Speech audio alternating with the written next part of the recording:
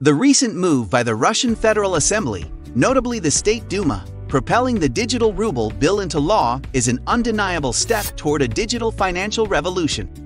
The bill passed through the lower chamber successfully, and now, with President Vladimir Putin's endorsement, it is poised to be a game changer. This new law, transforming Russia's financial landscape, is set to take effect from August 1, 2023. From its introduction to the State Duma in December 2022, the Digital Ruble bill underwent meticulous examination. Following amendments in June, it cleared the third reading in the lower chamber.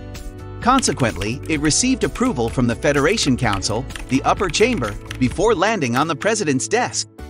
The Russian central bank aims to test the digital ruble with real consumers as early as August 2023.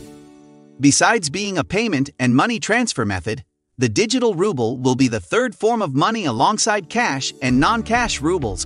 Like and subscribe for the most relevant news about the world of the metaverse.